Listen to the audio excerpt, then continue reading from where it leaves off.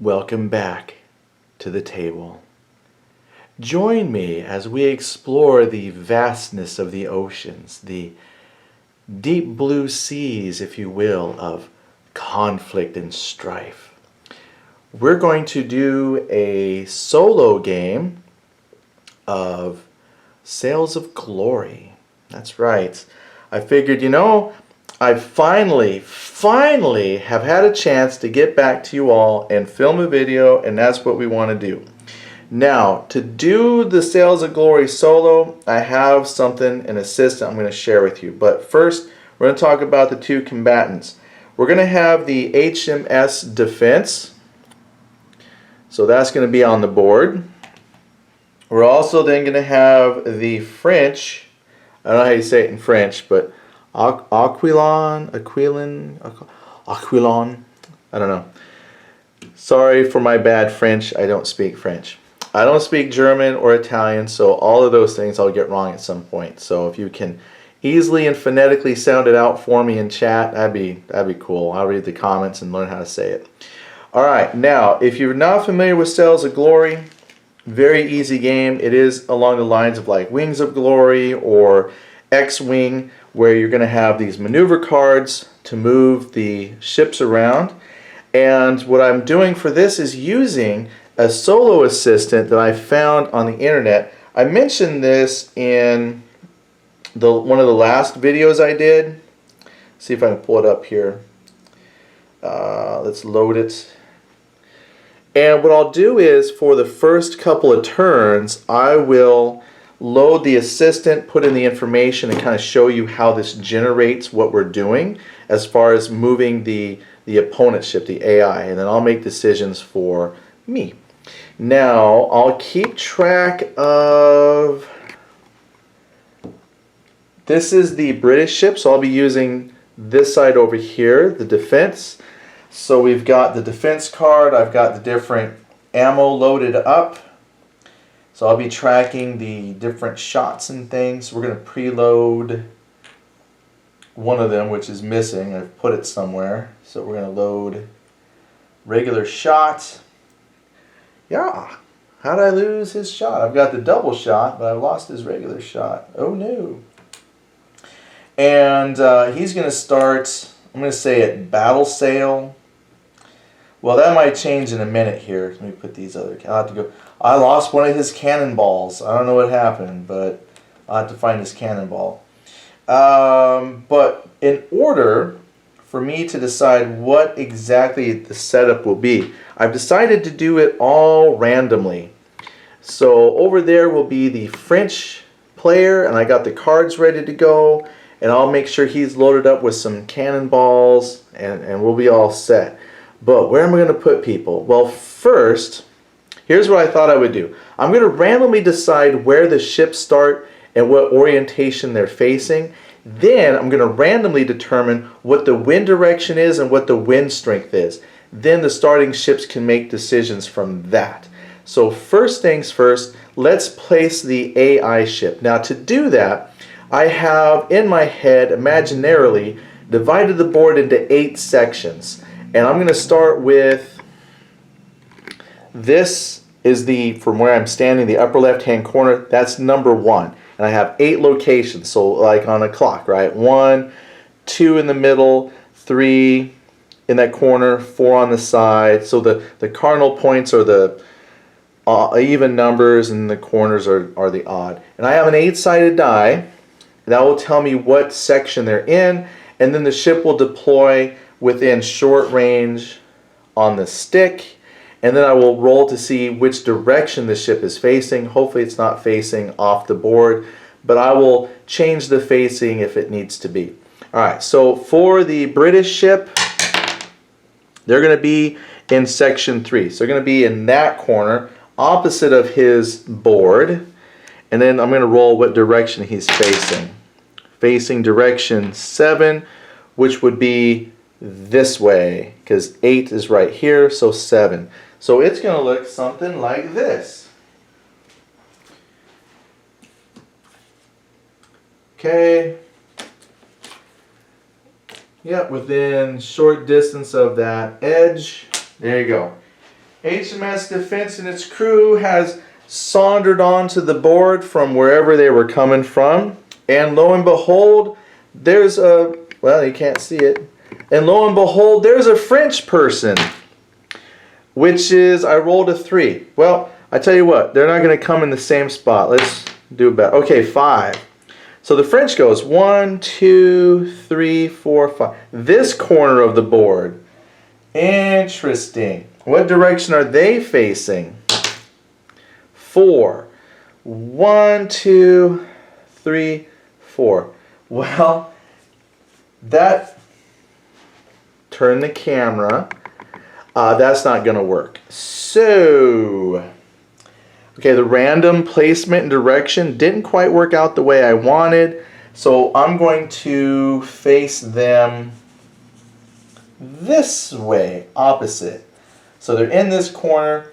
So for some reason, both of those ships have just sauntered onto the board from wherever they were coming from, and they both happen to be going that direction.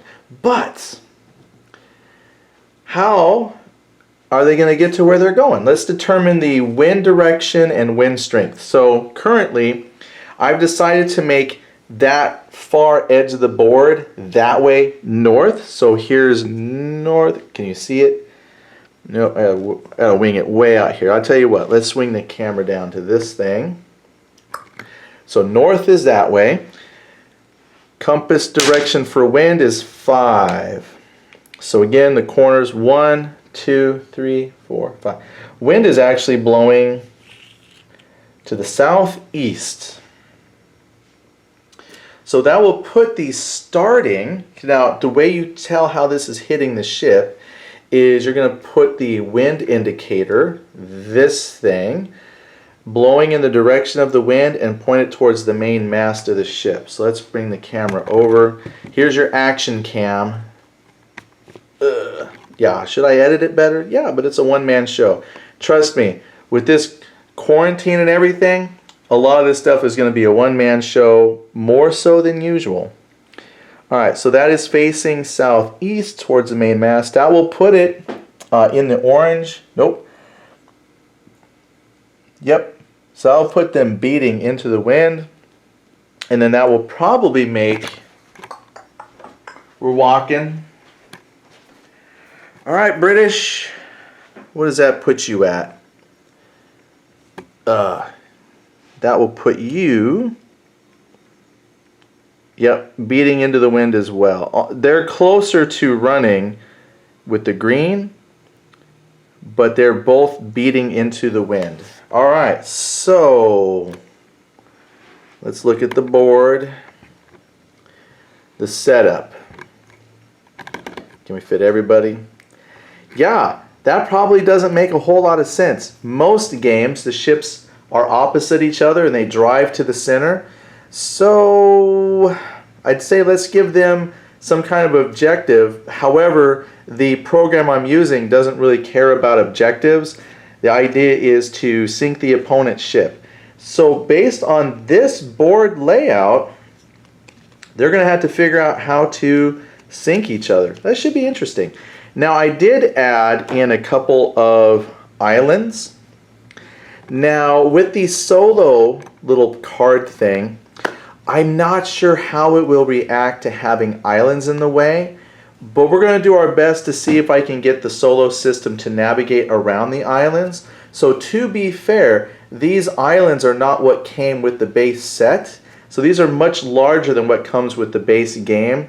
So the system might not be designed for islands this large in general. So if for some reason the AI steers into an island because it can't see the board, I will cheat a little bit for the AI and help navigate them around some of the obstacles, because again, I don't know if the little program I'm going to use was really designed to help navigate around islands very well.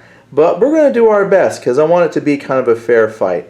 Plus, I thought having an island or two would just give a little bit of maybe something to look at. I see a lot of games, they just play on a flat, open ocean. So I'm hoping by having a couple islands that gives a little variety to the matchup.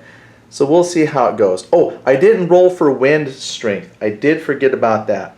I was going to grab a die 6 for that. Ooh, shoot. And I didn't bring a die 6 out to the table. So we'll do it this way. Check this out. I rolled a 2. Well, we'll just leave it on the medium strength. So right now the wind is at medium strength. I was going to count cycles through the little indicator like 1, 2, 3, 4, 5, 6, 7, 8. But I rolled a 2, so it'll be on the medium strength wind for starting. That means that the maneuvers that I pick on these cards then are not going to be affected by wind. So usually you're going to pick your sail state that you want. You know, then they call that like backing sails, and then there's your combat sails or battle sails, and you got full sails. There they are.